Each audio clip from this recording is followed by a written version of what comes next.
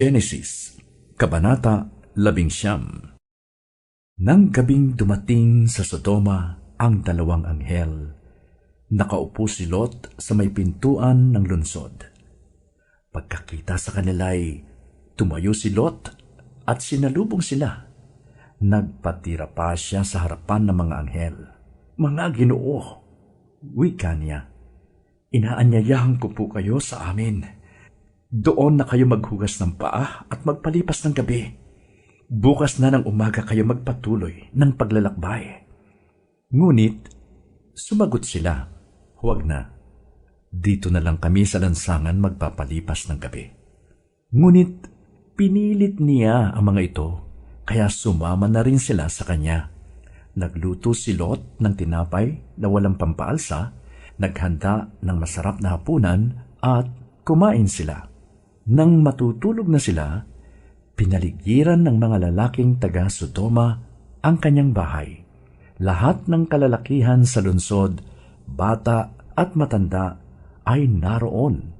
Pasigaw nilang tinanong si Lot, "Nasaan ang mga panauhin mong lalaki? Ilabas mo't makikipagtalik kami sa kanila." Lumabas si Lot at isinara ang pinto. Sinabi niya sa mga tao, "Huwag mga kaibigan, napakasama ng gagawin ninyong yan. Ako'y may 2 anak na dalaga. Sila na lang ang ibibigay ko sa inyo, at gawin ninyo sa kanila ang gusto ninyo. Huwag lamang ninyong galawin ang mga lalaking ito. Mga panauhin ko sila, at dapat ko silang ingatan." Ngunit sumigaw sila, "Huwag kang makialam, dayuhan! Sino kang magtuturo sa amin ng aming gagawin? Tumabi ka kung ayaw mong masaktan ng higit kaysa kanila." Itinulak nila si Lot at tinangkang wasakin ang pinto. Ngunit hinaltak siya ng kanyang mga panauhin at isinara ang pinto. Pagkatapos, binulag nila ang mga tao sa labas, kaya't hindi makita ng mga ito ang pinto.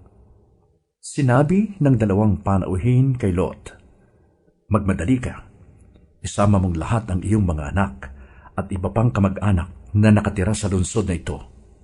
Umalis na kayo rito, sapagkat kukunawin na namin ang lunsod na ito." Pinakinggan ni Yahweh ang mabibigat na sumpong laban sa mga taga-Sodoma, at pinapunta kami ni Yahweh upang wasakin ang lunsod na ito. Kaya pinuntahan ni Lot ang mga mapapangasawa ng kanyang mga anak na babae at sinabi sa kanila, "Umalis na kayo agad, sapagkat wawasakin ni Yahweh ang lunsod na ito." Ngunit akala nila'y nagbibiro lamang si Lot. Nang magbubukang liwayway na, inapura ng mga anghel si Lot, "Magmadali ka. Umalis na kayo ng iyong asawa at mga anak, nang hindi kayo madamay sa pagkawasak ng lunsod." Nag-aatubili pa si Lot. Ngunit sa habag ni Yahweh, halos kalad-karin na sila ng mga lalaki palabas ng lunsod. Pagkatapos, isa sa mga anghel ay nagsabi, "Iligtas ninyo ang inyong sarili. Huwag kayong lilingon o hihinto sa libis.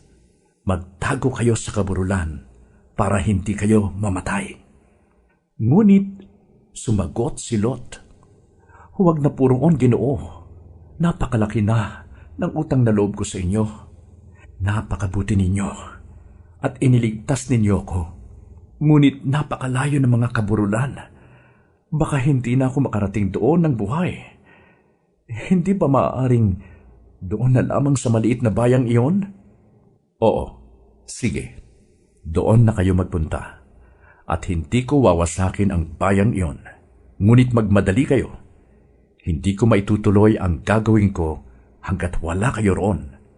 Maliit ang bayang iyon, kaya ito'y tinawag na Zoar. Mataas na ang araw nang makarating si Lot sa Zoar. Saka pa lamang pinaulanan ni Yahweh ng apoy at asupre ang Sodoma at Gomora. Tinupok ni Yahweh ang mga lunsod na iyon at ang buong libis. lahat ng mamamayan doon, pati ang mga pananim. Ngunit lumingon ang asawa ni Lot, kaya't ito'y naging isang haliging asin. Kinabukasan, maagang nagtungo si Abraham sa dakong pinagtagpuan nila ni Yahweh.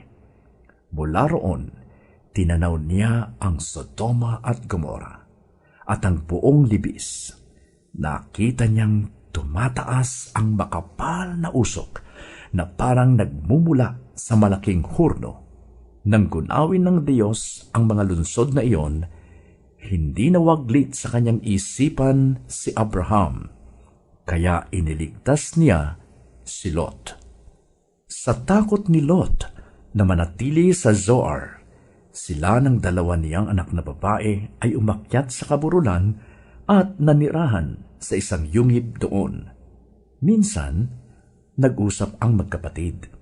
Sinabi ng nakatatanda, "Wala nang natitirang lalaki sa daigdig. Matanda ng ating ama at maaring hindi na tayo magkaanak. Mabuti pa'y lasingin natin siya at ating sipingan para magkaanak tayo." Nilasing nga nila ang kanilang ama ng gabing iyon.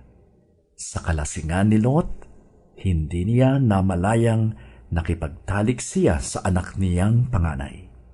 Kinabukas ay sinabi ng panganay sa bunso, "Kagabi sumiping ako sa ating ama. Lasingin natin siya uli mamaya. At ikaw naman ang sumiping ng pareho tayong magkaanak." Nilasing nga nila uli si Lot ng gabing iyon, at ang bunso naman ang sumiping. Tulad ng dati, hindi na malayan ni Lot ang kanyang pakikipagtalik dahil sa kalasingan. Bunga nito, kapwa nagdalang tao ang magkapatid.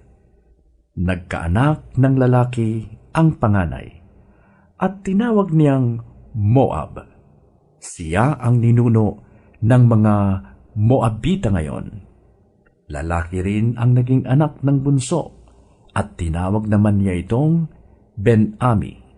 Siya naman ang ninuno ng mga Amonita ngayon.